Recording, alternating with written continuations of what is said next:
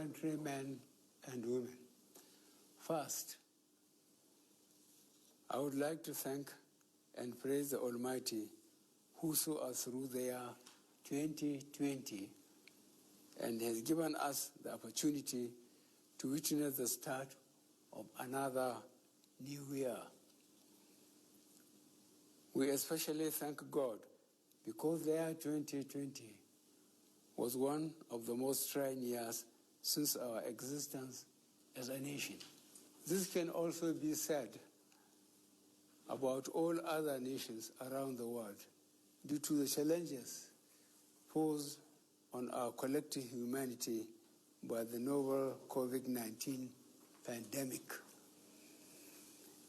While acknowledging that 2020 was a very tough year, we saw this year put to test our national resilience and ability to survive these tough times and also give renewed hope that we will again brave any storms that lay ahead in 2021 and beyond.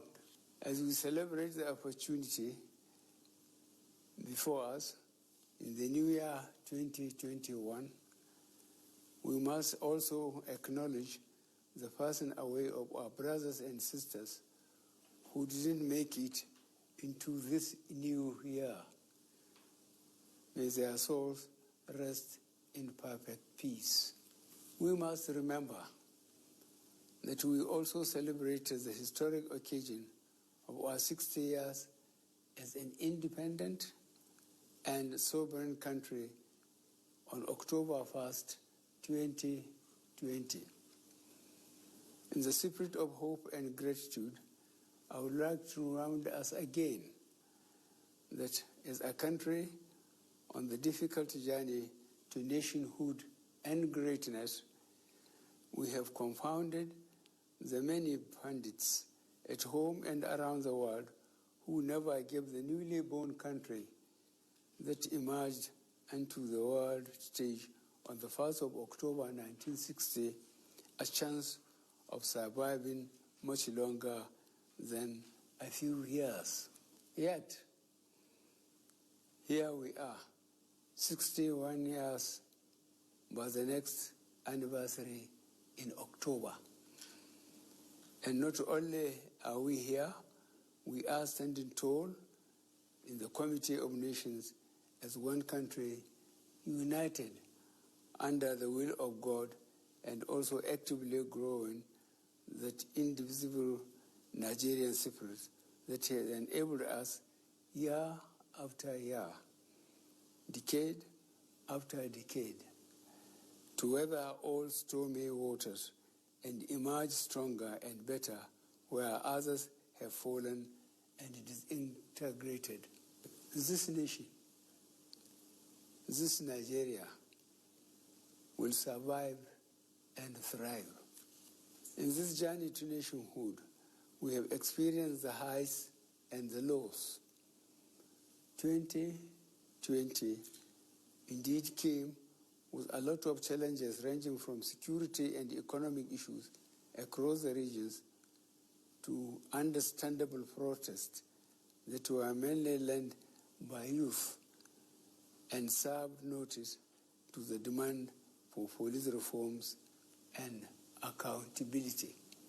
This government heard, this government listened, and this government is committed to fulfilling the 5 demands of our youth, fully understanding that we all wish well for Nigeria. In the midst of all these challenges, I had initially pledged that as your elected president and commander-in-chief, I would ensure that these ongoing challenges will be faced head-on with renewed determination and with all the appropriateness and urgency required. Your voices have been heard, and we will continue to listen to you and all the key stakeholders who are committed to the unity of Nigeria to ensure that every region of this nation is safe for us all, while guaranteeing that the future is also secure for the coming generation. I wish to also use this occasion of New Year to reaffirm my commitment to the people of Nigeria, especially the youth who need our collective encouragement and support. In securing this nation, we need to secure the future of our youth. Our young people are our most valuable natural resource at home and abroad. Their ingenuity, creativity, innovation, and entrepreneurial spirit is evident to all. Many of our young people are excelling in various spheres of life, including sports, entertainment, information and communication technology, commerce, and are globally recognized as achievers. As a government, we are committed to actively engaging with the creative energies of our young people. In this regard, we will partner with the legislature to develop an enabling environment to turn their passions into ideas that can be supported, groomed, and scaled across regions. This will create vast opportunities in fintech, agriculture, business process startups, and in the entertainment industry. The year 2021 will indeed be a year where we will work to reinforce the hopes of fellow Nigerians in the vision of a united and progressive Nigeria. This administration will continue focusing on delivering key strategic priorities under our C: security, economy, and anti-corruption agenda. Some of the key priority areas we will direct our attention and strength to include re-energizing and reorganizing the security apparatus and personnel of the armed forces and the police with a view to enhance their capacity to engage, push back, and dismantle the operations of both internal and external extremists and criminal groups waging war against our communities in some parts of the country. In line with the current security challenges we are facing as a nation, I would like to reiterate the promise I made recently when over 300 of our boys abducted from Government Science Secondary School, Kankara, were successfully rescued by our security operatives. The professionalism shown by our security forces and the collaboration from all stakeholders across both state and federal governments that led to the successful rescue of the boys is proof that Nigeria has the internal capacity to decisively deal with terror attacks on our citizens. However, we recognize that we rapidly have to move to a more proactive and preemptive posture to ensure that these sorts of traumatic incidents do not become a norm. Our administration is fully aware of the responsibility we have to protect the lives and property of all Nigerians, and we will not relent in learning and adapting to changing threats to our national security and civic well-being. On economy, our focus on revamping the economy through the National Economic Diversification Agenda that supports the primary goal of national food self-sufficiency. This has helped reduce the growing food-related inflationary figures and have in considerable measure positively impacted on our food security status during the long months of the pandemic lockdown.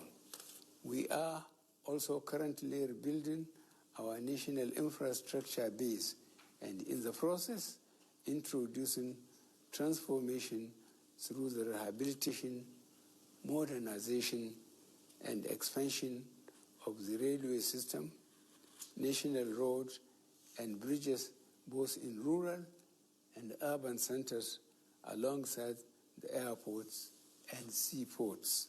The reforms we have put in place in the power sector would guarantee increased efficiency in our drive to significantly expand the generation and distribution of electricity for use in homes and factories.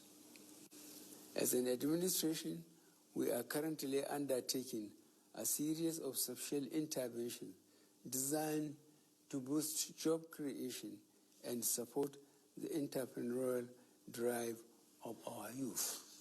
With the recent opening of our borders, we expect that the pent-up demand of legitimate cross-border and international trade will boost the fortunes of the many small businesses and agricultural enterprises that depend on Nigeria trade and commerce.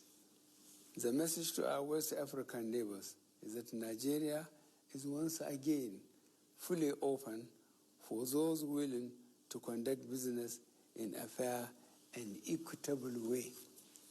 On the anti-corruption drive of our administration, we have recorded substantial gains so far and this year.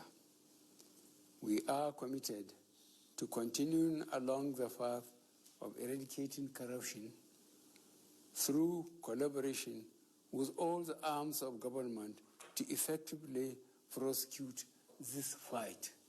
While we would be working with the legislature to enact laws that will strengthen this fight, we will also be looking at reviewing some of our laws which would ensure that this fight is more effective.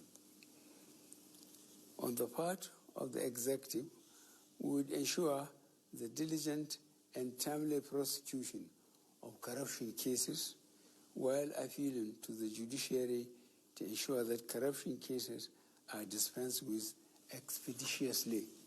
The persistence of various forms of violence has meant that in the most affected parts of the country, the fabric of inter-communal harmony woven through years of investment, of effort at building trust, mutual respect, and harmony has been threatened.